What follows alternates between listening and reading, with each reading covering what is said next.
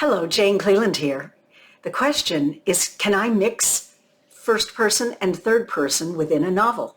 And the answer is yes, absolutely. This is a structure question, and you need to be consistent in the structure you choose in a novel. So it could be that every fourth chapter you have one that is suddenly in first person.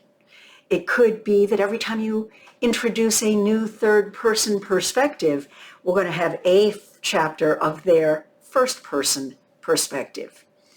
In other words, these chapters, which may bridge two different sections of something, or it may be a way of creating some intimacy with a character to get into their head, share their internal reflections.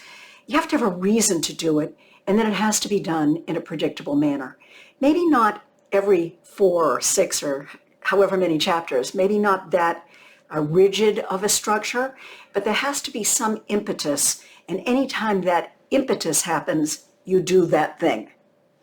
Good luck with it. Sounds like an interesting approach.